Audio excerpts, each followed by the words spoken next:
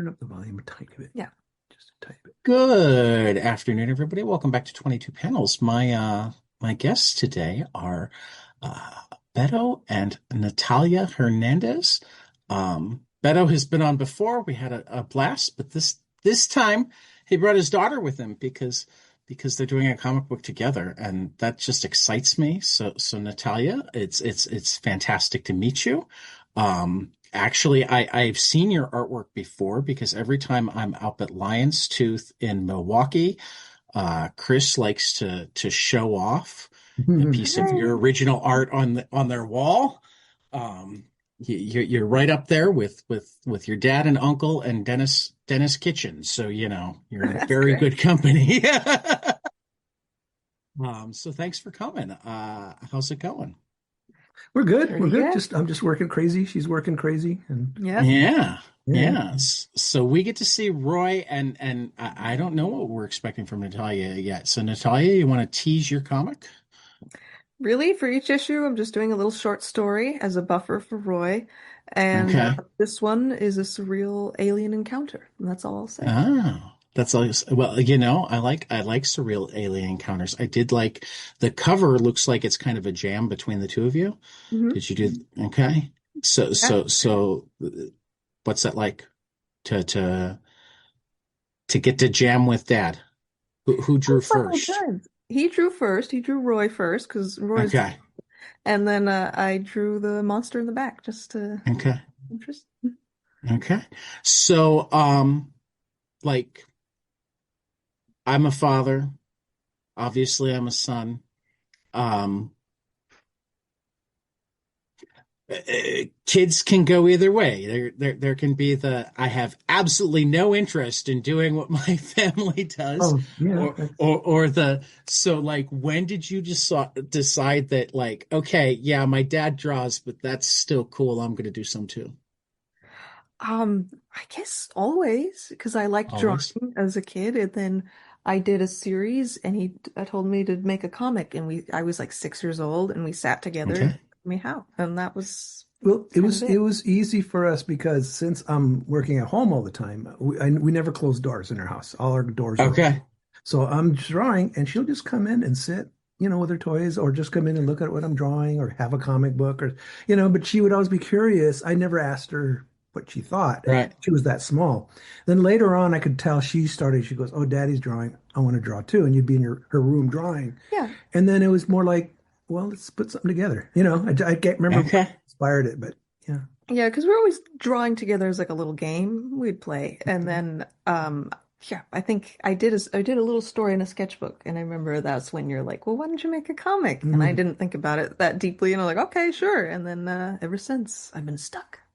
Comics. Well, it's a good thing to get stuck on. I mean, clearly I love comics, or I wouldn't be reaching out to people and saying, "Hey, I talked to you before, but now I want to talk to your daughter." That is. I mean, I'm fascinated by so like and Beto, you can chime in, but I honestly want to talk to Natalia more because I've talked to you before. We don't Um, want to do that again. no, I mean, I'm certain we'll talk again some other time, but again, Sure. um, Dad didn't draw comics, and I imagine that he was showing tons of them to you young. So were you reading other comics, or were you? So what fascinated you? What Oh, sucked you in early? like Peanuts and a lot of strips. I Okay. love the Nancy comics. I love Nancy comics. Little Oh, Nancy's fantastic. like all that we'd read all the kids comics, and those I really like, just especially the strips because you can just read like a whole collection in a day and just get Right. sucked in. Right. And yeah, I mean, I read all of that. I think when I got a little older, I wanted to branch out because he knew about like every Of comic. course. So I'm like, Of how did course. he not know? And I at the local library, I started reading manga, and I felt like, oh, it's my thing. And Yeah. um, but he was always around. I think because he had a good library too, it was easy to Well, just yeah. curious and be like, well, what's this and what's that? And There's just comic books laying yeah, around all the time, so so just, Sounds like my house. I get that. I realize I have to have comic books laying around. Everybody has to put theirs in their boxes and put them away. And I got to put this stack away. I just have them the stack there and it's flopping. I, I like tell myself that I need to put them away, and I have ones that are put away, but then I Mhm. just have stacks all over the place because it's like I got halfway through this one and then I started that one, and there's the stack in the bathroom so that like when you go to take a bath, you can read one, and if you finish it and you're not ready to get out, you can grab the next one. Everywhere. It's You great. know. You said you got into manga. Did you have a favorite? I like Tezuka's Princess Knight. I remember when I was young, I really liked that. I got into Moto Hagio's short stories later. I don't know, Fangraphix did a collection and those were good. And yeah, I like the more like girl-centered manga. So that made it feel like my own. Well, and that's not a bad thing. That's one of the things I like about manga is that it's not as male centric as United States comics were for, well, most of my childhood anyway. Oh, yeah. Yeah. Well, thing is, Yeah. what also inspired her was like when we'd read her stories to go to bed. That small. My wife, both my wife and I would read her, fairy tales, children's Right. stories, and then my wife continued that. But I started picking up the comics, and I would just read her a little bit, an Archie story or Dennis the Menace. Okay. Menace Moses. Dennis the Menace. And those are hard to read because I realized to read to a small child because I go, oh, these are for adults of a 5-year-old. Dennis the Menace. Dennis the Menace comics, Yeah. read them Yeah. and read the lines. It's all about protecting him from finding out. I hope there's no kids in the room. From finding No. out there's no Santa. That's what the stories are about. Like we got to keep Dennis in the dark about the Santa Claus thing. So we have to hide the presents. Of course, Dennis has to go, search for the presents. And this kind of stuff like that I remembered from my own childhood. And I went, oh shit, this is not about, a little 5-year-old. It's about the parents of a 5-year-old. So anyway, so reading those, I had to like edit them as I read them. I had to because actually skip. You didn't want her going looking for the Christmas presents. I didn't mind that. It was more that I You didn't want want to to. keep the magic. I just wanted to keep it alive. The magic. So I don't know how I managed the Dennis the Menace comics as a kid, but so anyway, that was just that comic, and then the rest of them were like she said, Peanuts, and all just All sorts of whatever stuff. whatever Like the early gentle. Marvels too. Yeah, early Marvels because they're simple. Mhm. Right. So I know that was part of it. So that was my comics education. Yeah, well, I mean that's a good comics education. I mean, particularly because, I mean, do you talk about form together? I mean, was there a point where you started talking about like how the story works and how to set up a page, or is that something that just came genetically? I think less directly. When I was learning how to draw, he helped me with like just guidelines for a face and like things like Okay. that. But it was mostly movies. Then I learned pacing and storytelling because Yes. we were big movie fans too and watching a ton of Yeah. stuff. And that was how I learned, I think. I don't remember you sitting down about panels so much. Or like about design. So like if a character you don't want them facing in the center of a comic so that when the reader is reading them, they're not going off the page. So like Right. that, but that's really all I remember. Do you remember? Yeah, and that just I don't know. Like I said, the Space Savers are 6-panel grid or 9-panel grid. You have more Okay. 9-panel grid than you have with any other one. But that's if you want that though. I always show her stuff that she can choose. She doesn't have to do Right. it. So Right. but when somebody's learning, that can confuse them though. Like, okay, That's true. what do I pick? If it's all good, what do I pick? So Yeah, I started with like a 4-panel grid because it just made sense. It's like, okay, one, and it two. was a Yeah. small comics. Yeah, so that, I mean, I didn't really experiment until later, really, about how to lay out a page and all that. Okay.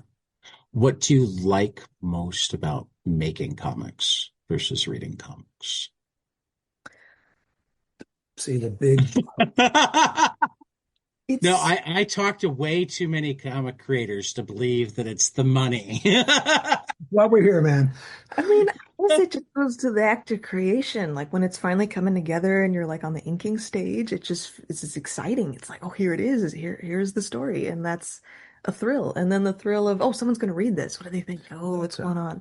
So, that's the drive. Mhm. I did go and read your the story you guys did together in Shade the Changing Girl today. right. Ah, Um and had fun with that. So it's been a while, but anything that you remember about how that story came together, I'm assuming since it was edited by Shelley Bond that it started with Shelley calling your dad and saying, "Hey, I need 3 pages." yeah, It yeah. was They wanted it was directly her though. I mean, she because Oh, was it? they wanted girls to do those to do stories. yeah I think to each be one. Okay. Okay. Um, and we had done when I was a kid, we did them together. So that one was pretty easy. We just came up with a simple yeah story. simple story. I just remember drawing it on the floor. I just she was kind of not sure like well which DC character should I use? I Oh go yeah. well let's use this guy Krill. This guy he's an obscure 1950s little alien that was a sidekick to a science fiction adventurer. Because with DC Comics, you have to choose a character that they allow you to choose. So there's all these like, Yeah. characters in certain canons, and you gotta, who's Right. memorable. So that was kind of So I that's why said, Krill came let's up. do let's do a kid comic. Let's do Krill. I loved Krill as a little kid, and so she just came up with a little story, and then Yeah. I came up with a little bit, but it was a jam. Yeah. It was fun. hmm It's a lot of fun. No, it felt like a jam, but it felt like a jam in like the best way, Mm. it felt like somebody having, how old were you for that, Natalia? If you don't mind me asking, you're allowed to not ask, I'm not supposed to ask women how old they are, but I you know was what I mean. like, I was 16, I think. Yeah. Okay. Okay. That that feels like a cool experience for a 16-year-old. Hey, I get to did you take it to school with you, offer to sign it for friends. Oh yeah, and I had to show my English teachers. It's like, hey, I might not finish my essays, but I'm published. I'm a published author. Fantastic. Um, oh God. See, it's like I have 1,000 questions and no questions all at once because I'm just enjoying you bouncing off of each other. Um, what's the most fun to watch, Gilbert? To what, like As watch the no, video? no, no, no. As Beto, as a father, what's the Mhm. most fun to watch her do? I mean, where you've gotten to see her go from scribbling in a notepad to showing you a sequential story and you saying, "Hey, let's make this a comic book." What's been the part that's just like, that's my daughter. Cool. Normally like to leave people alone and then I Right. discover what they're doing. Normally, uh, so what excited me is when she started is that she would just look at things and then want to do it and then run to the room and do it. It wasn't like she thought about it and thought about it. She would just see it as something she had to do. I could just see her Okay. drawing because, oh, that's what I got to do now. This is what I'm going to do. This is how I'm going to express myself. And it was on her own. If she got Yeah. inspired by something, I never saw it. I would just see her doing, you know. So anyway, that was originally that was the most fun is that she was going to do it and she wanted it to happen. I had to be there to help her finish because every Yeah. cartoonist has a hard time finishing when they first start. When you hmm first start, Right. it's hard to finish because you're like, Right. now what? Is Yeah. this worth finishing or what? Should I start over somewhere else? You just have all these doubts. So if you have a bully like me to say, oh, you got No. to finish it no matter what. Nothing but encouraging, really. That kind of bullying. Loving bully. Loving bully. I mean, like I had So, to learn that disappoint, like when you finish something and it's not totally the vision, and it's like all I see are the flaws, even though it's probably fine. And you got, okay, I got to do the next one now. So there's always that drive of like, you got to keep going because there's never any satisfaction, or at least Yeah. that's how I feel. Yeah, the But last the last project was you liked it, you finished it. Oh, I'm glad it's done, but I got to make it better. You yeah. want to fix those mistakes. hmm I teach special ed at the high school level, and we've got an English teacher that tells the students nothing's ever done; it's only abandoned. I need you to be ready to abandon this essay by the end of the period. Don't Mhm. because he's like, if you start focusing on I must make this perfect, we'll never get there. We'll never Yeah. get there. We're abandoning it at the end of the period. Um, yeah. So, Roy, is it planned as a monthly now? It Mini was series? What's the plan? It was originally a monthly, but all of a sudden she was piled up with schoolwork and stuff. It just coincidentally. What? He's making you do schoolwork too? But it was just the timing. We Yeah, were that's just Right. about ready to get Roy done. We were both having a hard time figuring out what to do because Roy is a clean comic, and I'm not used to that. If It wasn't always clean, but he is now. yeah, Yeah. Right. it was that I would come up with Roy stuff before, and I thought, well, I don't really have anything to go with this, so I just came up with crazy stuff. I mean, crazy, rude stuff. Just to be Right. funny. Like all of a sudden, it's crazy. Well, I didn't want to do that this time. I wanted this to be for me and her, just a more, just overall comic book that Yeah, anybody, just anybody could read, anybody could, You want it to be your all ages book, the pretty first one. much, but without that being a burden, actually. Right. Right. But the burden for me is that I got to think of stuff that's clean. gotta be a little bit more clever with the Yeah, I got to be a little more Yeah, clever you with where could. things go instead of a goofy shock or whatever. Right. But and I know that you didn't really mean monthly because you almost never work monthly, but is it planned as an ongoing or is it planned as Yeah, a certain, okay. Yeah. Yeah. Well, very cool. And how far ahead is Natalia? Because I'm assuming she's the overachiever. She just looks like an overachiever. A little bit. Are you going to wind up with the all Natalia issue in like a Well, maybe year a because separate you're that thing far behind? together. Oh no, he's way ahead. He said works on like 5 books at once. I mean, I I swear, he's know. crazy. Like a million things going on. Yeah. yeah, we're just working on the second one because, like I Yeah. said, things just got really piled up that we just kind of slowed down. And I just realized now that when I come up with a new project, I'm a lot slower than I used to be. I mean that happens. Mm. I mean, you got to come up with the ideas. You don't have the groove yet. He said you've got schoolwork. What are you studying? Like studio art right now. I'm in a couple history classes, so it's a lot of readings and writing. But Readings and writings are good. I'm in favor of history classes. We need history classes. Oh, Uh, sure. Desperately do we need history classes. yeah, maybe that ends up in Roy. I don't know. Yeah. Hey, I mean, particularly if you're doing the random backup stories, you can just start doing history comics. People need those too. We don't have nearly enough history comics, though we are getting better at it. Uh, uh, you guys are answering questions too well. I'm not coming up with follow-ups.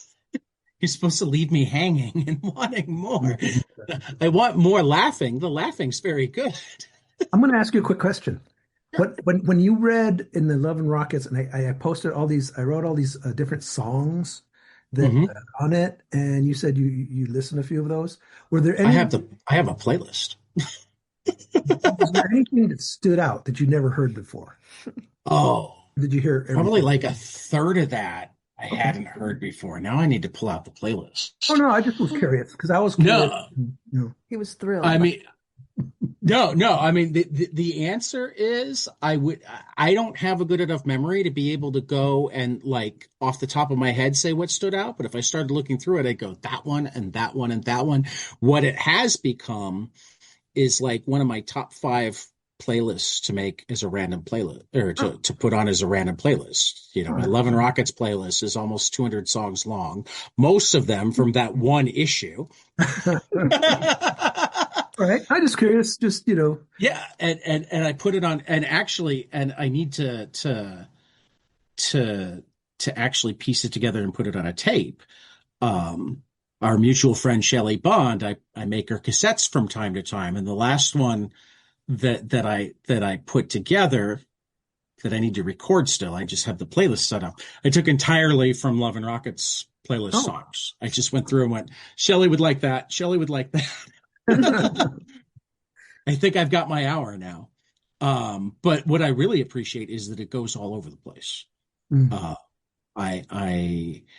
I'm so used to people giving me a hard time for the fact that I have an eclectic music taste. that it was nice to find, oh, somebody else has an eclectic music taste that also includes stuff that I didn't know before.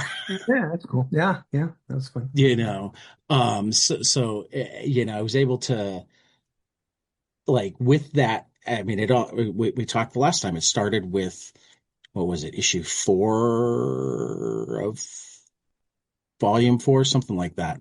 Okay. Your 2-page story where you listed Right. off Mhm. all of the songs is when I went, okay, I need to make this playlist. Mhm. Uh, because all of the songs that I recognized, I loved, which made me assume that the ones I didn't recognize, I would also love. Because again, it was eclectic enough. It's like, oh, we have new pop songs and old blues songs and jazz songs and you know, nobody likes this much music except me and apparently Beto. You have to be past 35. Something like that. Well, and it's funny that you mentioned that because one of the things, and it sounds like this is kind of how you treated drawing and comics with Natalia in your household. One of the things that I used to tell parents when I sold music, and they'd come in to buy whatever album for their kids that they're like, I can't believe they listen to this stuff. I'm like, okay, here's what you need to do. You don't say, oh, this is better. Just start playing it. Don't say, hey, Jimmy, come listen to this. Just have it on. Yeah, exactly. You Yes. have good music on. Mhm. And I remember one time I told this to a guy that was buying whatever the new really popular hip hop song or hip hop, not popular hip hop among the hip hop community, popular hip hop among the upper middle class white teenage boy Mhm. Oh, community was that week. Mhm. You know the difference. Sure. Um, and he's like, okay, I'll try that. And he comes back and he's looking it like a couple days later and he's just staring at me. And I'm like, uh-oh. And he's like, yeah, I did what you said. And he's like, my son started playing that crap. And so I put Hendrix on the turntable and he turned his music up and I turned my music up and he turned his music up and I turned my music up and he turned his music up and I turned my music up. Suddenly his music came off and he came storming into the living room. And I'm like, oh God, this guy's going to get me fired, isn't he? And he goes, hey, Dad, what is this? It's really good. There you go. yeah. Always an offering, never a demand. That's Yeah. true. Just um, so yeah, that's, cool. Cool. yeah. And actually that's still every, we're into the in-between years in the book club right now. So I think we're in issue 5 of Luba. Wow. Yeah. And every time there's a song, we wind up talking about, oh, and he picked this song. The All of soundtrack. us notice. Sort of. Yeah. Yeah. Goes in the soundtrack. Hmm. Um, Now remember, because not all the music, except for that list and the one issue, not all the music we post is actually music we like. It just that I understand. belongs in the story. That's all. That I totally understand. But that, I mean, if it belongs in the story, it means somebody in the story likes it. It might not be you that likes it. But somebody in the story likes it. And I have noticed that you seem incapable of giving your characters truly bad taste. Even the characters that I can tell are supposed to possibly have bad taste, it's just different taste from your taste. It's supposed to be funny. See, I don't want to be cruel, like say, oh, this guy's stupid for liking this. No, it's funny that he's listening to that. Right. And so the character has a funny side. It's not like he's a dumb guy. That's what I'm going for. And that's fair. That makes a lot of sense to me. But that's oh yeah. Now I finally pulled up the list. I got around to it and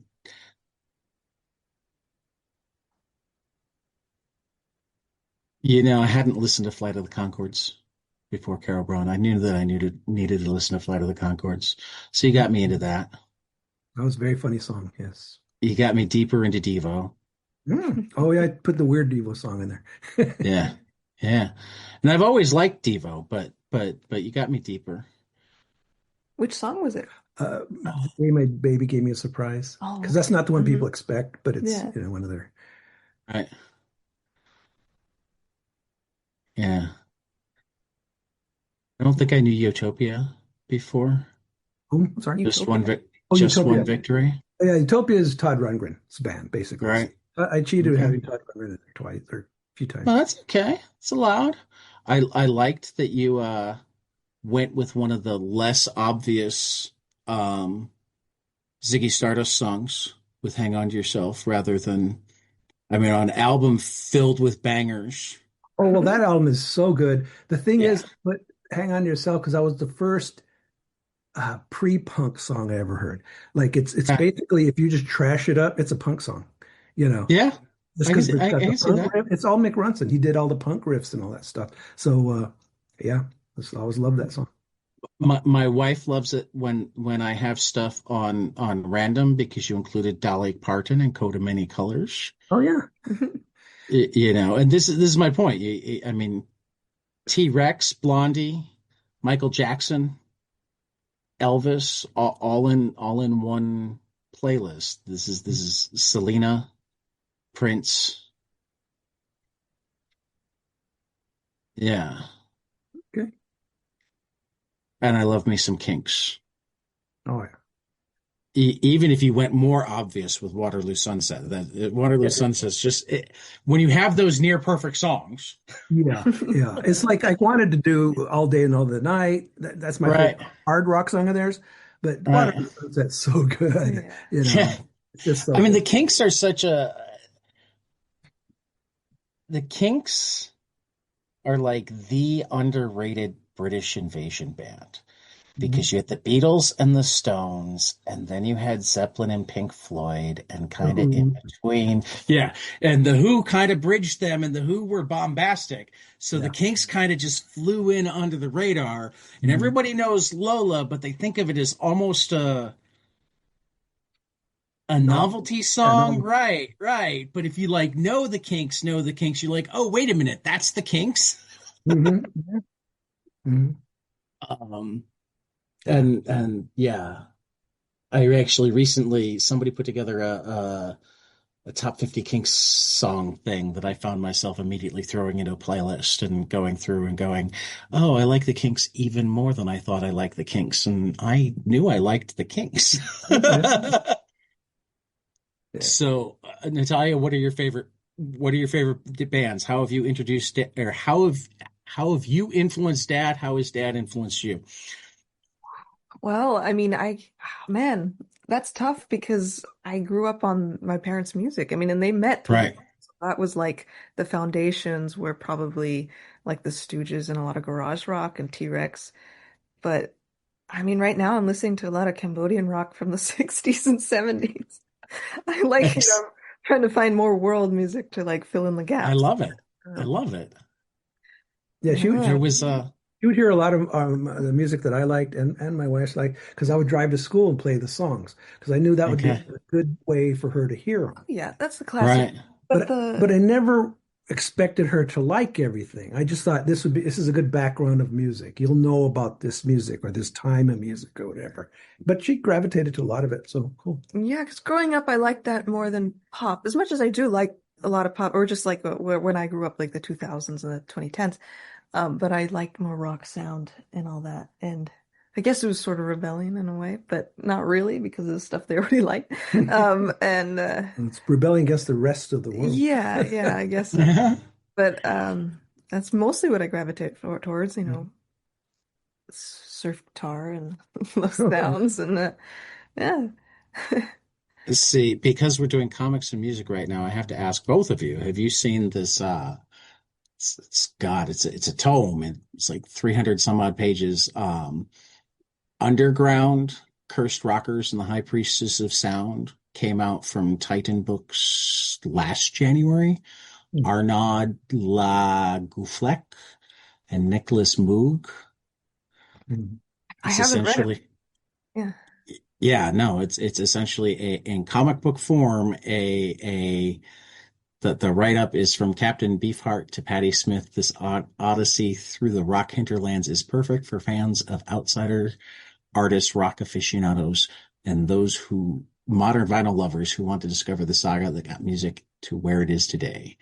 I know that this is one that when I read it, yeah, it goes through 50 different biographies of like underground type stuff. And again, music geek. And the only time I discovered more music that I didn't know before than I discovered from this was that one issue of Love and Rockets where you gave me 146 songs, I think, all in one issue.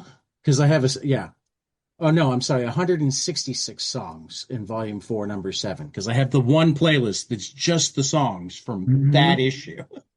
And of course, once I sent it to be printed, it was like, well, I missed 10 songs.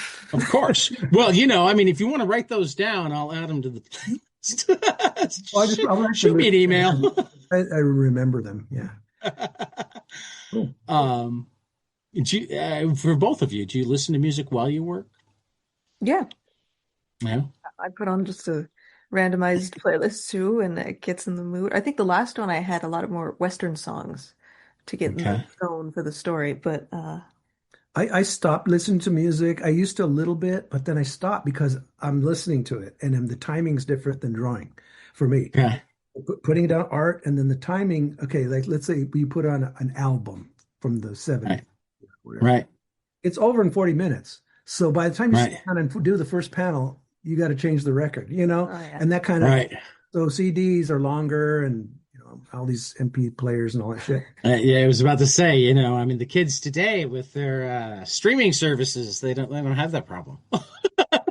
But I just didn't like the timing of it and where my attention went. So I started watching TV with the volume down, really low. Okay. Watch the imagery, just like sometimes news shows, chat shows, whatever. And then I Right. just just stopped and I just work in silence, unless I have my phone and I'm listening to a podcast or something, things like that. Okay. That's all. I Yeah. don't really listen to anything while I'm drawing. I do it to concentrate because otherwise I'm like, oh, daydreaming around. Yeah, no, Yeah. I'm totally like that. I need to have a certain amount of stuff going on or I can't concentrate.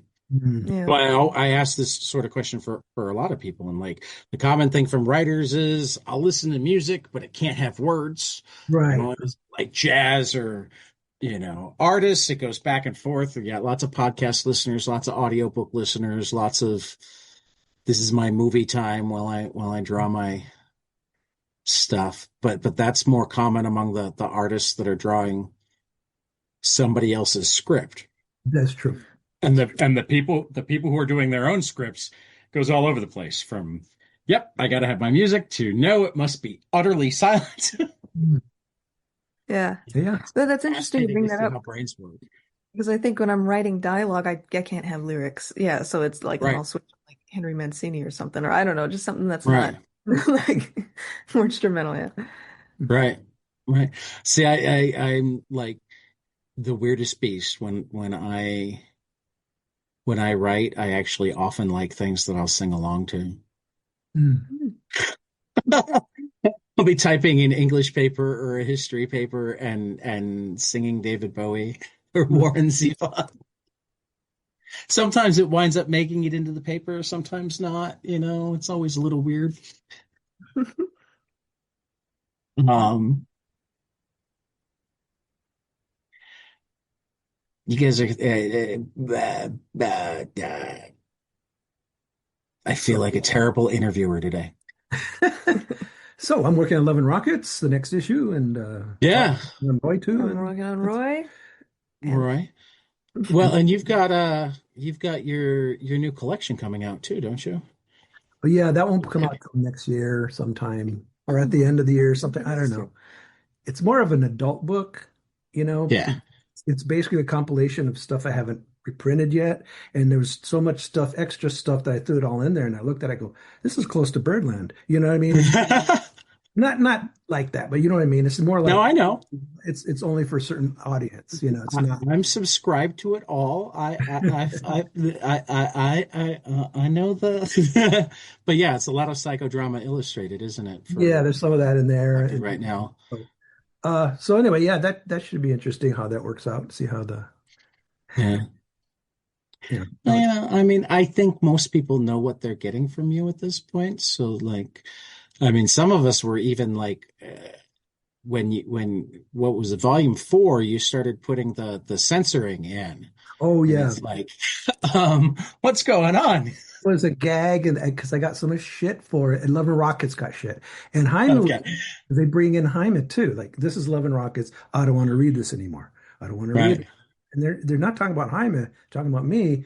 But it's like if you don't read this anymore, Jaime's stuff doesn't get read. So I thought, so I right, was thinking this still has to be a welcoming comic. So I did it as okay, a gag, and now I do it normally. But in the collections, the reprints, you'll see them unedited. That's the whole point of the thing. The grown right. ups read the collections, and the looky loos read the comic. That's fair. So Natalia, have you read all of Love and Rockets at this point? No, No, not no. all of it. He's But you know he's what? making faces. When He's I like, was a teenager, no. I snuck and read a lot things here and Okay, there because I wanted to know. But now I can't, it's hard because I hear his voice and characters, Mhm. and I hear, okay, and it's like I know them too much. And some of the jokes are like, oh, those are family jokes. Okay, I know where you got that from. Oh, I know where that's. So it's like I can't like separate myself from the books, and it's like, oh okay. no, like I want to read it as just a story, but I keep hearing your voice. And so, I haven't ventured into the darker stuff, and I don't think I will. You don't It's need to. awkward, it's my dad. This is my dad. No, that's that. I get it. That's that. I mean, Um, you actually just answered all of my follow-up questions. It's like, how different is it to go, oh, this is dad, not, or this is Uncle yeah. Jaime, rather than. I don't know, because like I know him as, I don't know. I guess it's just different. But I want to enjoy it as a novel, though. That's the thing. I'm trying to, because I it's mean, worth. there's certain collections you could read, but you don't have to read everything. Some of it is just excess. Heartbreak It Super. is. It's just extra stuff. Uh-huh. It's not essential, except for readers who like it. I And mean, really, it's. I'm gonna end up reading everything because I kind of have to. Yeah. But I'm I getting know. old, so I won't even notice. Yeah, Hey, no, I mean, worst case scenario, it'll be dad passed away and Mhm. now I have to read these. But that will be many, many decades from now. Hopefully, most of it I don't want to know, but yeah, well, it's mostly through other fans at conventions that will show, oh, what do you think Okay. about your cat? And then they'll just show me a page, and it's like, yeah, that she never saw, and then it's okay, like, thanks a lot. This stranger is just like, yeah, anyway. That's a little rude. That's a little yeah. rude. This is why I didn't want to bring up specific storylines. I wanted you get to decide what you read and what you don't and when. Well, a Yeah. lot of the stuff now, I'm guessing that so many filmmakers and movie makers and TV people were reading comics in the 90s. So much stuff on streaming and so much stuff on Netflix and stuff. It's like reading a Dan Clowes book, or it's like reading indie comics because everything is Yeah, stolen. And I'm like, oh, because it's easy to steal from comics because you can't trace it. It's just it's like harder. you can unless it's a specific thing, but it's harder. I You see it Yeah. kind of in a positive way that, comics are that underground cultural Mhm. cornerstone. I mean, like, it's everywhere. I mean, you see the influence of comics everywhere, especially if you read Oh them. yeah. Yeah. Oh yeah. And I think it'll be more accepted and people will know, you know. Yeah, Yeah. the way you need to look at it is not as stolen. You need to look at it as Love and Rockets is like Velvet Underground. There were only 10 people that read that first issue, but they all went out and made their own comic. It could be. Yeah, yeah, you could see it that way. Yeah. Yeah. So, what are favorite comics now for either of you when I'm you not have time to really, read? I don't have time to read because I'm just writing 7 days a week. 7 days a week I'm writing. So 7 days a week? Well, I mean, aside from the fact that I do want you to breathe, eat, and stay healthy, that makes me happy because that means eventually I get to read 7 days a week worth of writing and drawing from. my comic come out in clumps. It's like all of a sudden there's 4 issues, because well, And I remember Eric Reynolds, he's my editor. He just kept going, "Hey, slow down, Jack Kirby, man. You can't keep up with this stuff." And I went, He's "Oh, doing that's a good so song." many comics at one time. I'm Um, just finishing them really because they're all yeah, just kind of been sitting there. but it's a lot more than, I'm a lot slower, but I'll catch up someday. You don't need to. That's just my brain, my runaway train brain. It's just that's how it works. You don't need to do that. You should do what you like. Yeah. Mhm. Yeah. But do you have time to read more comics, or is it just drawing and Yeah, schoolwork? I mean, I guess, man, of course I'm blanking out. Like, there's stuff I've been reading. But I've always liked Jim Woodring. Like, I always go back Okay. to inspires me. So, like, I guess. Mhm. I need to read more Jim Woodward. Read some. Well, you like your aunt's comics, Katie Katie Skelly. Skelly. Katie. Uh, Katie's comics are fantastic. yeah. Mhm. Yeah. Katie's comics are fantastic. And I didn't even know about those anthologies that she was doing that you had one in, didn't you? I Yeah. had one. You can start thinking about it now. Every episode, I ask the whoever I'm talking to tell me something they love that not enough people have read, and they need to, Yeah, you got to read so that you've got Visser. more people. Well, Yeah. yeah, that Focus was there. listed Yeah. by somebody recently, and I can't remember who it was.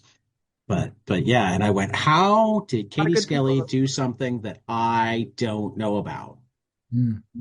Because I feel like the last thing I learned about Katie Skelly was that she was with Jaime.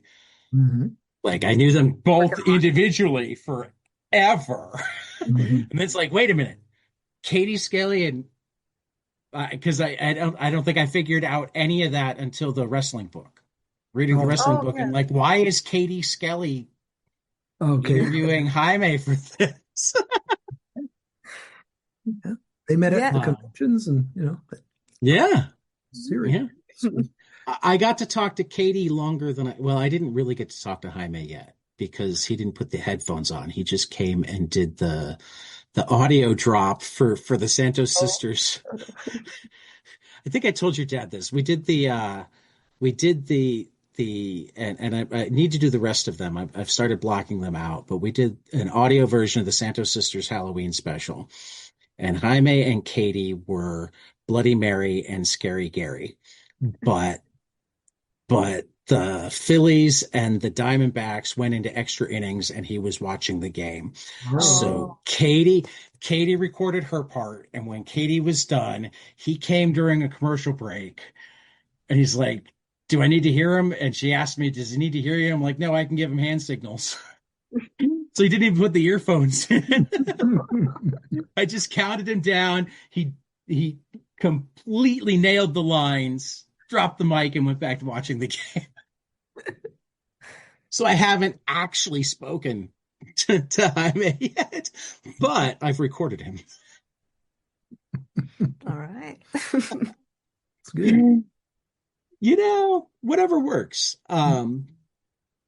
So, uh, so you go to the convention circuit with Dad? How long have you A been lot when I doing was that? younger, we kind of fallen off a bit, but a little bit. Yeah, that was kind of where I would find comics and see new stuff Okay. on Mhm. conventions. When there used to be shopping. Yeah, yeah. There used to be shopping. Less Any and less any books. yeah. Any any favorite convention memories or things that just drove you up the wall? Well, I mean, I guess going to San Diego as a kid was really exciting. I mean, that was like, whoa, because I would sell my mini comics there. So that was like, what? That was huge. So that's a good memory. No, that wins the memory list. It's funny because we watched a couple of things. Last year we watched the Tony Millionaire documentary, right? And she just goes and watched it, and all the people that interviewed and all the types of people that were in the film, she just goes, "This is my childhood." Her growing up at cons and sitting there, at dinner, and all the cartoonists are there, we're all and all the top cartoons. We're talking Burns and Woodring and everybody, Fleener, everybody. And That was also an education, just yeah, listening to how we talked about stories and we're yeah, mostly talking about pop culture, but it's like, oh, I want to know all these and artists. the old hippies talking about old hippie funny stories, Yeah, the old Right. so they were really great. funny. Yeah. So she just grew up with, and they talk to her because they're cartoonists. They're not, I don't know. They're not ice. They were just talking to her like she was, Yeah, and she would just respond and they liked talking to her. It was kind of I cool. love Yeah. it. Yeah, it was great. What was the other thing we went to the Drew Friedman movie premiere and Mhm. everybody there we knew or grew up It's with. like, oh, these are the faces of my childhood. Yeah, Yeah, these are and all old these old people. people she knows. So, Hmm. So without divulging anything that you shouldn't, is there anybody that you thought of just as dad's friend and then you discovered their books later and you went, "Oh, wow, That was this like, is great and I know this person." yeah. I mean, again, I was like a kid growing up in these areas. So like I had an idea, like, oh, okay, they do that. That's cool. And I mostly just knew their art just visually by style. And then when I would read, but I don't know if anyone really surprised me because like I kind of knew like, well, they had to be talented to be, here. Um, well, I mean, Dad doesn't like any non-talented artists, is what you're no, saying. no, no. I He's mean, like he's just these are like publishers' dinners, and these are like I know, being I'm around. joking. Um, I um, like the expressions that your dad makes when I make jokes. So this is how I get to have fun, even though my listeners won't get to. oh, I guess the funniest one would be Klaus because I remember I met him later, but my friends in high school read his stuff and they like Ghost World and all that. So the way they were Right. like, "Well," and I'm like, "That guy? Oh, okay, yeah." Like even though, but it's like, "Oh yeah," like I just it's comics people, the crowd. mhm. Hmm. Yeah. Comics people are cool people. Yeah, Yeah. I, definitely. I enjoy comics people a lot.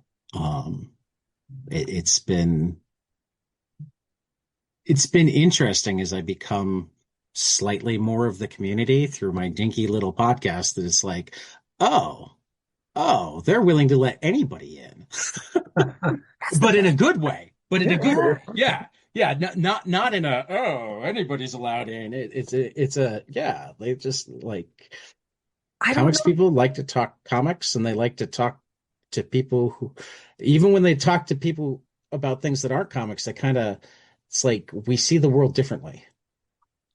And I'm not really aware of any other like artistic medium or industry that there's so much freedom. I mean, indie comics especially Oh, no. do Yeah. anything and there's everything out there and it's not regulated. So it's fantastic. It's great. Well, it's also, I mean, I say this a lot on this podcast, and I believe it strongly. It is the perfect medium. It's not just that it's not regulated, it's Mhm. that the only limitation is your imagination. Exactly. There are things that you just can't capture in prose. There are things that just can't be captured in film. There's really nothing that can't be captured in comics. I hear people make the argument that, oh, it doesn't do music well. And it's like, well, no, because even when I don't recognize what song Beto is putting in there, I almost always get the feel right even before I play it. Go read um Stephen Frank's Palomino, which is Mm. it's a noir book set in like 80s Los Angeles in the Mm. honky tonk scene that I didn't even know there was a LA honky tonk scene. Yeah. And I'm pretty certain the songs aren't even real, but I can feel them coming off the page. That's good. Good You know, artist. Yeah. yeah, read Dave Chisholm's jazz books, Enter the Blue or his Miles Davis book, and you can feel the music coming off the page. And I mean, go read old Mad magazines and you discover that there's no medium that you can smell more than comics. All right. You, you know, so, some of those mad artists, you knew exactly what that fart smelled like. or that dog mess or what you know what I mean? Yeah. Because again, there aren't limitations other than the ones that the artist puts on themselves. Right, right. Um, and that's just, I mean, that makes it such a beautiful, beautiful medium, both for storytelling and, I mean, I'm a teacher, and I appreciate so much how Mhm. anything can be taught through comics when you can find somebody to like make the comics. But like my favorite economics book is a comic. Mm.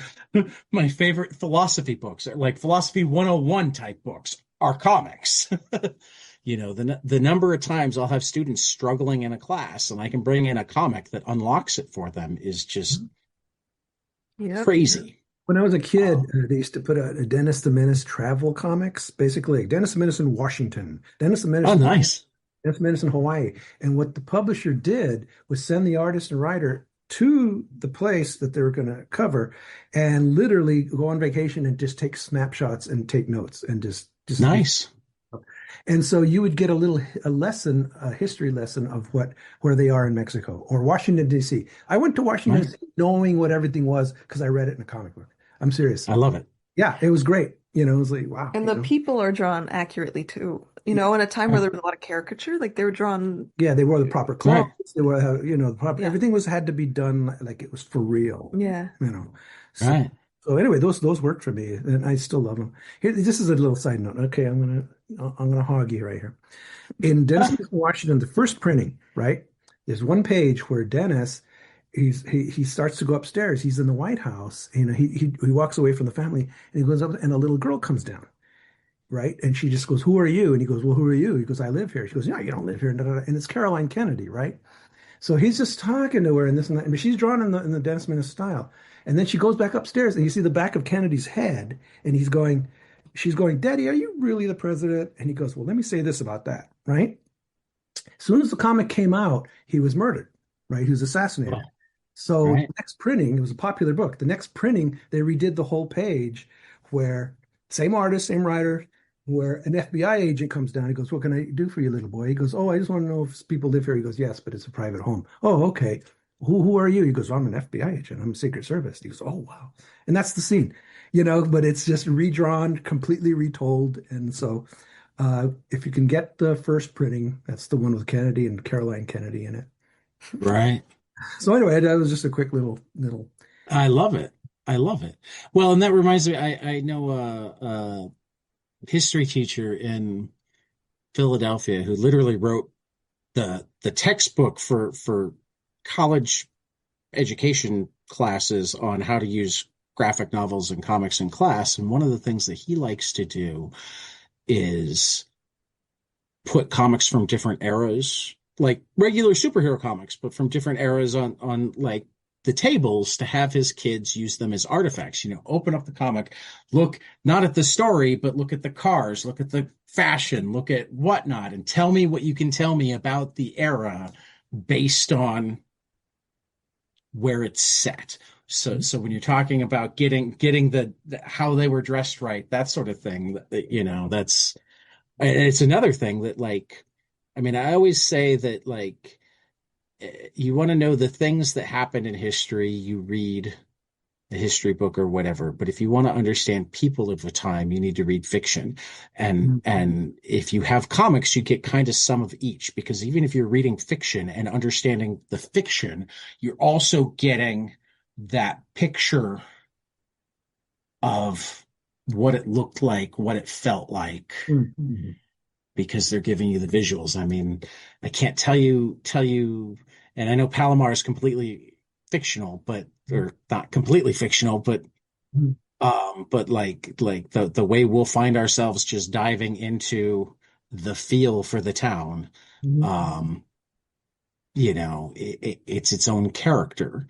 And even when it's not as prominent of a character as a Palomar is, New York is a character in every Marvel comic from the 60s forward, unless they happen to go out to San Francisco or the Great Lakes or whatever. Great Lakes Avengers forever. Hey, we don't get enough superheroes in the Midwest. Yeah. That's right. I haven't actually read any Great Lakes Avengers. I just like the fact that they I didn't know exist. there was such a thing. Wow. Yeah, there was a mini series at one point. Great Lakes of oh, It's like all the D-list heroes got put in the Great Lakes Avengers. oh, it's drawn, written well, and drawn well. Why not?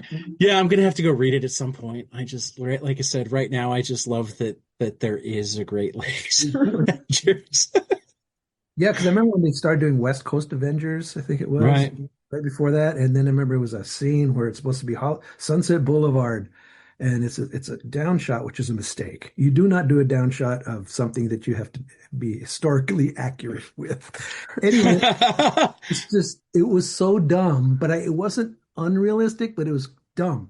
You have Right. fat guys in Hawaiian shirts with sunglasses walking a poodle, and that's crazy Hollywood. I'm like, okay, that's what you guys see, because I just see people. I live here, so I just Right. see people. Mhm. But a lot of people that come and look, observe, like, oh, you got to draw Hollywood Boulevard or Sunset Boulevard. Okay, first of all, nobody's walking around on Sunset Boulevard, but they have the crowds, and You mean people walk in LA? I do. I thought that wasn't a thing. On Hollywood Boulevard, they do. Sunset, they don't. Okay. And that's the specific. Okay. But just that sometimes you'll take it away, like you said. Comic books about New York in New York are the best, are good, are great, and then they take it out, and the artists or writers don't know what it's like out there, San Francisco or wherever it's supposed to be, or even the Midwest, So they create. Yeah, I think that's actually one of the biggest things that has changed in the internet era. There are so few artists that are willing to get locations Mm, wrong. right. I mean, even sometimes when they're making up towns, like I had we had Ramon Hernandez on, and what started my courtship of Ramon Hernandez before he came on was he did a book with Chip Zdarsky called Stillwater, and I'm reading it one day, and I suddenly look at a page and I'm like, that's my hometown. Mm, It was and it was I grew up, or at least I grew up until I was 3, but my grandmother lived there, so I kind of think of it as my hometown because we went back a lot. In a small historic town in the northwest corner of Illinois called Galena.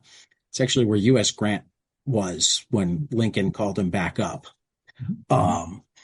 But there is an aptly named street called Diagonal Street that goes at a diagonal down into Main Street. mm, And so the angle that he had was on the accurate. diagonal going down into Main Street, and it's just like no way somebody comes up with this. They have to. And apparently, he just found it on a Google image search. He Oh, was okay. just like going through, looking at small town pictures, looking for things that look cool and different. So when I asked him about it, he's like, "Yeah, that's almost certainly it," but I had no idea. Wow. See, that's the thing. That's what's great now with Google and even and streaming and everything. There's so much reference now because Right. I used to reference stuff, and I would go to the library, and I would, Hmm. what does this type of Vespa look like from this year? And you couldn't Right. stuff, on that. It was like, Yeah. and then I would look, and then I would just fake the Vespa, and just this and that, and then and now it's like just look it up, it's great, Yeah. Yeah. it works. Yeah. So that's changed how you Yeah, draw. if I do research, if it's something I have to do, represent something accurately, I try to, Okay. Sometimes I used to draw for other writers, and the writers were always right. I understand how artists feel, whereas the writers wrote, well, now it's going to be a cluttered little boy's room, and he's going to have one of those hot rod beds, and he's going to have this, and he's going to have all that, and I'm like, okay. It's like draw an army. Yeah, like Ramona Fradon complained about she used to draw Aquaman in the 50s, and she complained that that they just wrote so many fish in the damn story. She goes, then there's a whole 1,000 fish attacking this boat and this and that. And so I got to draw those fish. I never thought about that as a kid. You just see All it, right. All right. So once I So, started doing that stuff, they would start packing stuff up, and I go, look, can we just fake around this one thing? It's going to take me a month to draw. They go, and then it'll be like, oh yeah, okay, it's okay, because a lot of times ideas are just thoughts. They're not even like beliefs. They're right. just this will work, okay. And so you got to, bring that in sometimes. So recently, I reread, um, God, why am I, the book you did with Darwin Cook. Oh, Twilight. Twilight Children. Twilight Children. Yeah, is that the only thing that you've written for someone else? No, I did. I wrote Birds of Prey. This was Oh, years. that's right. I Okay. don't think they've ever collected it though. I don't think it did very well. They No, met. but it's on DC Universe. I've read it. Yeah, I okay. liked it. It was. But I was lost, but I made a go of it. You know. yeah, but with because Twilight Children is very good. Though it took my second reading for it to like all click in. The first time I read it, I picked it up at a comic shop. I'd never heard of it, but I went, Gilbert Hernandez and Darwin Cook, I must read this. And I read it and I'm like, hmm. And then I reread it recently. I'm like, oh. And I think it was one of those where like I was expecting it to be more you or more Darwin, and it wasn't. It really felt like a collaboration between the two of you. So it took managing to just not lower my expectations, but change my expectations. The best thing I can compare it to is uh, the author Nick Hornby wrote all of the lyrics to Ben Folds' Lonely Avenue album. And the first time I listened to it, I was totally disappointed. But I realized later that what I was expecting was Nick Hornby-esque lyrics in a Ben Folds-esque album. But Ben Folds was channeling more Nick Hornby. So rather than just the man and the piano, it had that Motown Stax feel to it when it needed to. It had, and it really, and it wasn't Hornby writing as Hornby. It was Hornby writing for Ben Folds, and it's now one of my favorite albums because, like, on the second and third listen, I went, "Oh, these things really do gel together." Um, and where I'm going is like Darwin is a master in his own right, and was by the time you did that book. What was it like rather than sitting doing your own stuff or even Birds of Prey? You're working in a universe. I'm not saying that you can blow it off, but it's a different thing to do something for main DC versus this is still your own project. It's your name on it, whatnot. What's it like to collaborate when you do so much on your own? Well, with Darwin, it was pretty easy, relatively easy because, okay, I already knew he was ornery. I already knew he was a pain in the ass. So I thought I'm gonna. So I'm thinking, okay, this guy's really good. But the thing is, I started looking at stuff. I go, he already knows how to make comics. I don't need to write him a comic. So what he did, and then I heard, oh yeah, he doesn't like to adapt. He doesn't like to do it. He'd only wanted to work with me because he liked my comics. That was the only reason. So I thought, all Right. right. And I look at his and I go, I like his too. So I just backed off. I just said, he already knows how to tell comics. He already knows how to make them. What am I going to do? Tell him to make a comic? I'm going to write all this stuff. Go now, do this, slave. I was like, no, no, he's Darwin Cook. He knows how to do this. He's going to do it. He's going to get Dave Stewart, the best colorist, and this. It's amazing. And so I just wrote the story. I think I pulled back a little too much. I think I should have turned up the heat a little bit more, but I didn't want to get him, overworked because I already knew he was ill. I Right. didn't know he was that ill. See, I just knew he was slowing down. So it was that late in his. I Yeah, it guess I was. hadn't pieced together that it was that late in his It was career. very. It was like when he finished the book, he shortly died. I mean, it was the end. Okay. So Okay. it was like I don't want to pressure him, but I also don't want to. And you knew what it was like. You're drawing for other people. Yeah, and So I know what it's like. Oh yeah, and I know what it's like. Exactly what she said. Oh yeah. But it's like drawing for other people. Don't draw stuff that's going to make him crazy because there are Right. things you can do to avoid that. This is a specific situation though. Other artists, I might bully just because they're the type of artists that are really good at detail and all this stuff, but they're lazy otherwise. So you got Right. to deal with that, because I'm Right. extremely lazy. I only want to draw what I want to draw. So, what's that? just people, huh? I just like drawing people and faces and what they're talking about, but, Then how do you do such amazing skies? sorry, How do you do such amazing skies? skies? You mean like clouds and stuff? Yeah, I just love your skies. John Ford movies. No, really, I Okay. I always send a lot of young artists. I was like, how do you do the vistas? How do you do that? I go, watch a John Ford movie. Watch a Western, a Okay. widescreen. because they pan the But desert. no, I just meant that like if you only like drawing people, you do an awfully good job on that thing that you don't care about drawing. Well, it's not that I hate it. It's just more like that's not doesn't interest me, but it needs to be done. That Right. I need to draw that sky. I need to draw that I desert. mean, one of the things we do on our book club is we each pick out favorite panels, and the number of times I've picked out a panel purely because of your sky, I lost track of a while ago. I like them. I like breathing space. I don't know, just like Yeah, they just stand out to me. Because they're not quite like anybody else's. They're the clouds are wispier. You don't get too detailed, but at the same time, it always feels just right. I don't even know how to describe it. oh, Oh, I'm glad you like my clothes. I But used, but but Natalia's nodding her head, so I'm oh assuming yeah. that I'm not alone. Oh yeah, I used to peek over his desk and watch him ink because I Right? just loved to see because he was so controlled, and then all the hatching for the clouds is really exciting because when I do it, there's always one that gets messed up, and it's like, ah, forget it. But he was just so precise and just getting it, and then it just looked beautiful, and then watch it come alive was really exciting. So anyway, yeah. Yeah. I feel like we just informed him of something. He's sitting there going, I just do it. I was thinking about that because obviously I want to do that. If I'm drawing clouds that people like, then I must be doing something that I want to do. Because, I'm not going to be drawing something awful that I hate, and the reader's going to go, "This is the best thing you ever done." Although I have done that, actually. Good for you getting kind of bummed, like, oh, I got to do all these lines, but they come out lovely, The reason is Yeah. because my tools are getting old. Oh, he That's needs the real new reason. pictographs, yeah. Yeah, and it's so expensive now. I hate rapidograph pens. They're just the technical pens, but they have the stainless steel tip. So the best line for drawing clouds and The strap. detailing. Gotcha. Yeah. And now it's just my pens are getting thicker. So I can't do the fine stuff. Well, Yeah, at I least just have get you to, new pens. I At know least I that. gotta, I Yeah, gotta it's worth it. bite the bullet and buy new pens.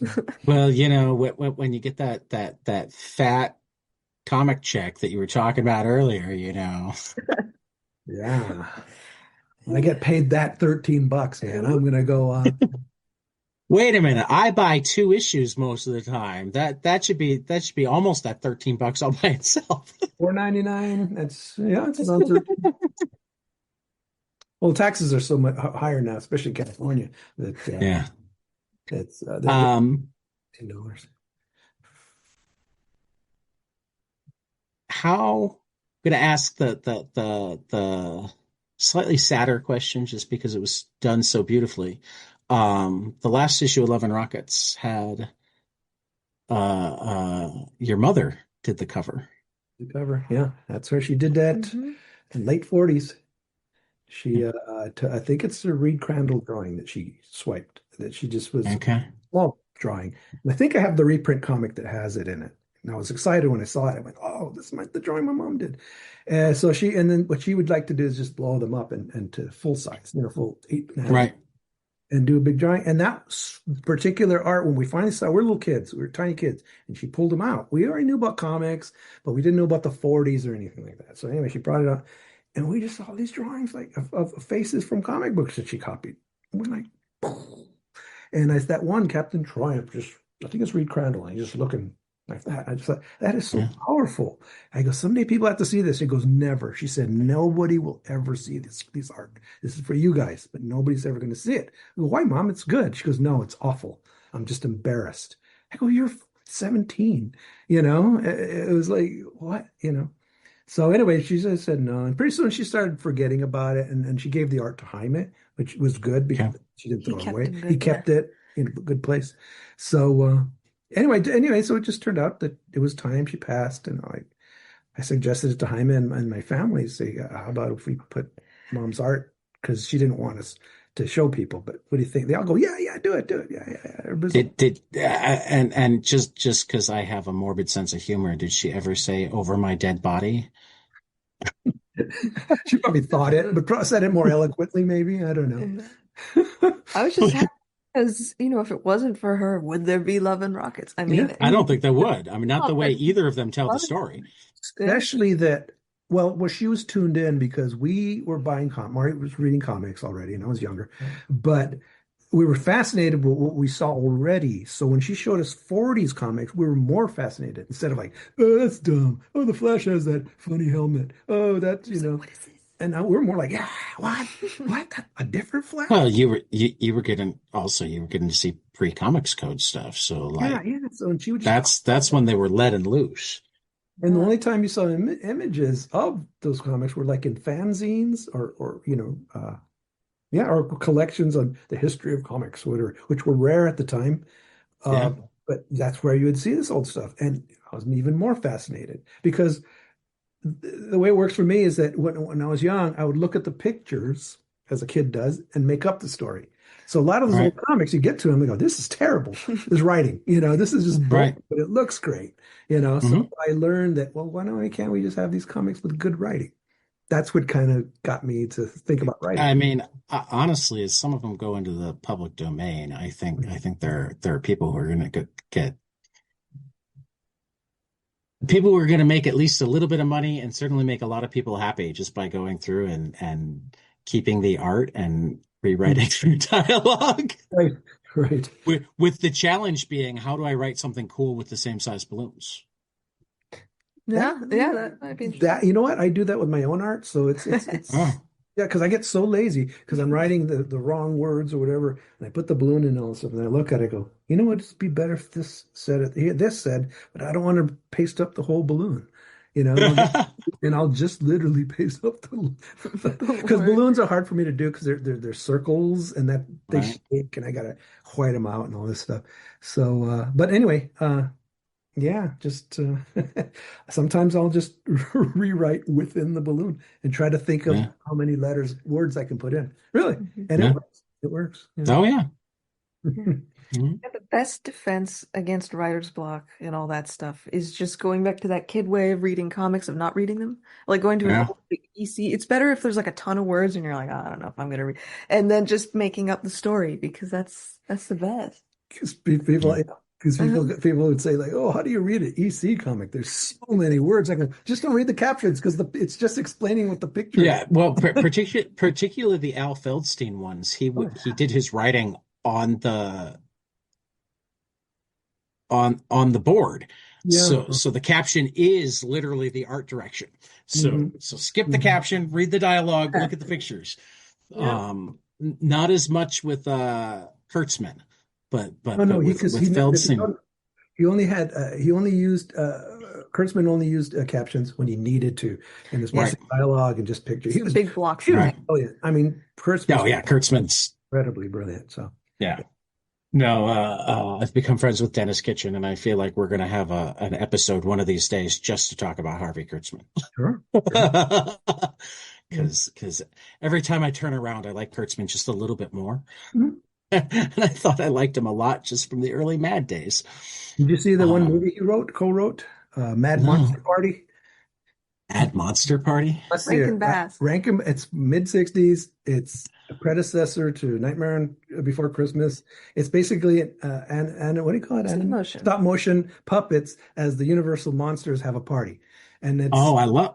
Oh, you have to, and it's So it's like a co-written by Kurtzman, and the jokes are his in there. You can tell that a lot of the jokes. yeah.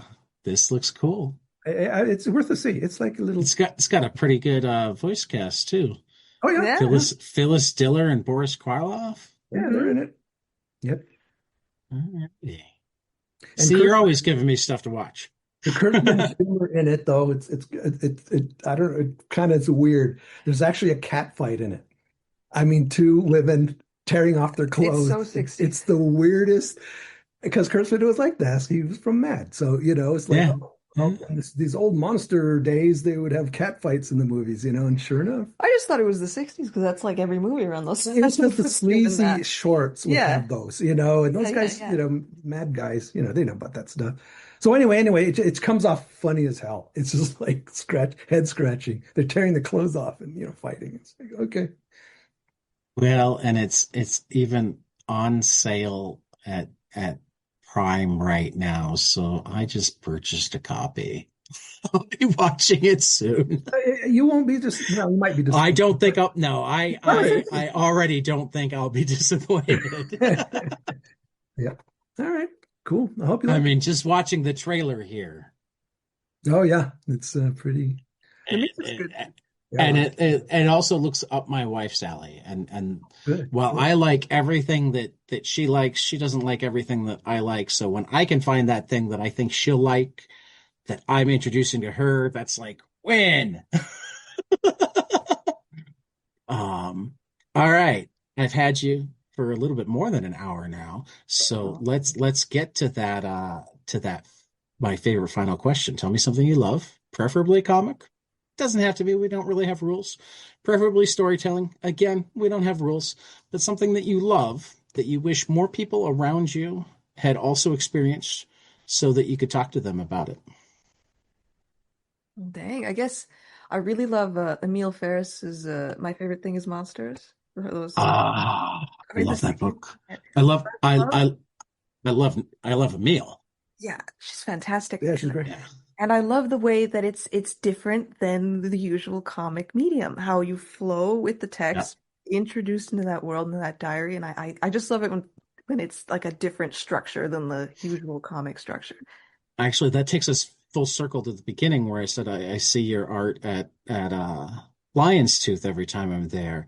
The only episode of 22 panels that we've ever recorded in person was with Emil Ferris at Lion's Tooth because there'd been a book club for My Favorite Thing is Monsters. So I let the book club be part of it. So it was me and Emil and the Chris and Shelley from Lion's Tooth and a couple of book club members just recording in their little sitting area.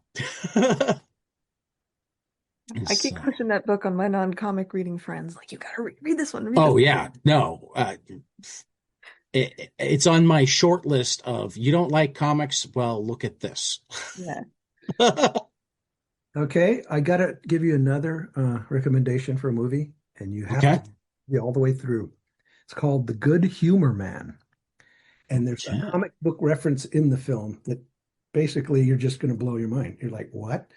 Okay, that's all. It's called The Good Humor Man, 1950 something one or something like that. It was 5050. Good And humor, man. It's a wild movie. it's a guy who used to make Jerry Lewis movies later, but Okay. Frank Tashlin, he was basically a cartoonist. He made cartoons and then he started writing movies and then directing them, and Because they're they're like cartoons. like the end sequence is like a comic or Yeah, cartoon. it's like the Yeah, most it's pretty great. insane. Well, So 1950, George Reeves is in Lloyd it. Bacon, Jack Carson. Does that sound right? Yep, Jack Yep. Carson. George Reeves is Stuart Nagel. All right. It's streaming on Tubi. Cool. All right. All You got to right. see it. You got to see it. And I'm not going to tell I'm you anything all about over it, it. but it's both movies. Watch them at different times. Don't binge them because you'll go Yeah. crazy. Yeah. Well, if you want. Well, I mean, we'll work it all out. Sure. I think I'm a little crazy already. Um, Aren't we? well, yeah, but that's what makes it fun. Yeah. Thank you guys so much for your time. I'm looking forward to Roy immensely. Um, I hope we see a lot more from Natalia Yes. because, Otherwise, she has to get a job. Hey, this is a oh, job. you don't want to do that. You Wait a don't minute. want to do that. No, I'm kidding. This is a job. I've emphasized this. We're a team on Roy. This is our job. Mhm. So Good luck with your schoolwork. The teacher in me has to tell you, study hard, do well. But if you can make a living without working 9 to 5, that's even better. At least as long as it doesn't drive you insane. Don't be that person that is like, oh, I'm living the life in my cramped apartment eating ramen noodles because I will not sell out. Selling out is good. You're allowed to sell out. It pays for not selling out. really. So it has been a pleasure. So I talked to for him. No, you didn't. I didn't decide. no, it was I thought it was a good balance. I thought I was the only one that really failed this time, and I kind of pulled it back together at the end. So for Natalia and Gilbert Hernandez, this has been 22 Panels. We will see you after the next page. All right. Hey guys, this is Tyler from 22 Panels. I'm here to tell you all about our Patreon. If you enjoy this show, please consider donating to our Patreon to keep this show going. We have many different tiers, all different levels to help you decide what's right for you. Okay, so get on out there to patreon.com/22panelspodcast.